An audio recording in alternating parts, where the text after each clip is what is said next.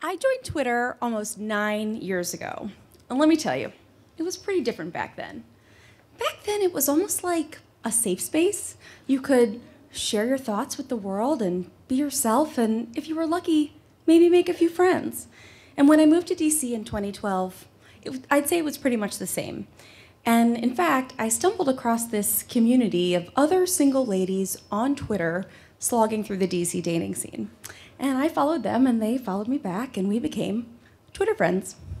And despite their tales about the horrors of dating in this town, I quickly joined the online dating community, and pretty soon connected with Nate. And Nate and I had that instant written chemistry. It was like love at first type. I was loving everything he was writing, and he, apparently, was loving everything I was writing. Our messages got longer and longer. We switched to Gmail, and I just felt like he was checking off all the boxes.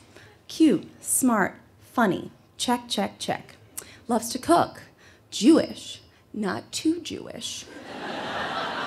Check, check, and check. So by the time the day of our date came around, I was so excited to meet him.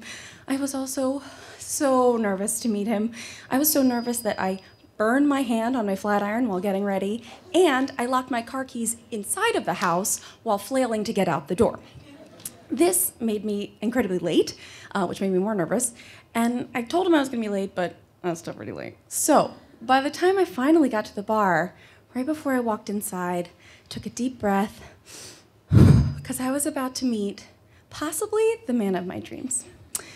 And I walk inside and I see Nate, and he's pissed.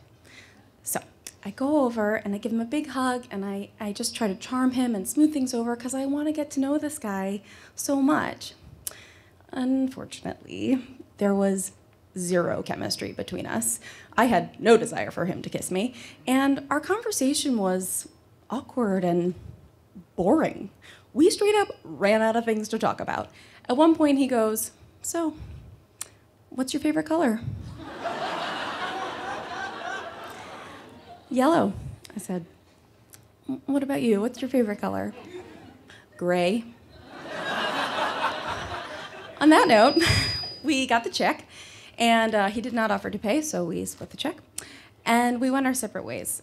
And I got back in the car, and I was just overwhelmed with disappointment. I could not believe how poorly that had gone after all that hype. So I turned to Twitter to vent. I tweeted, "Super disappointing date tonight. I was bored to tears," and he didn't even pick up the check. And my Twitter girlfriends came to my comfort. And one of them said, "Sorry, sweetheart, the right guy's out there for you." Another one says, "Oh, boring dates are the worst." And a third said, "He sounds like a cheap loser. Next." The next day, I got a text from Nate. He said, "Hey, Erin, I had a nice time last night, but I assume you're not interested in going out on a second date." What? What does that even mean? Did I not have a very good poker face and he knew how miserable and bored I was? Or, oh my God, could he have seen the tweets? No, it's 2012, not that many people are even on Twitter, and he's like old. He's definitely not on Twitter. So I said, "Well, I admit it wasn't the best first date of my life, but maybe we should go out again." I don't know. I didn't know what to say. He's like, "Erin, I saw the tweets. I know that you don't want to go out with a cheap loser like me." It was like a karate kick to my guts. I was so filled with shame and embarrassment, and even though I didn't call him a cheap loser, my friend did, I still wanted to die. I vomited apologies all over him. I told him how sorry I was, how I never meant to hurt him or for him to see the tweets. I was just so disappointed that our date hadn't gone better. And I promised to delete the tweets, and I did. And I went dark on Twitter for like a year. And I vowed to never tweet about a bad date again. I only talk about them in front of a room full of strangers. Thank you.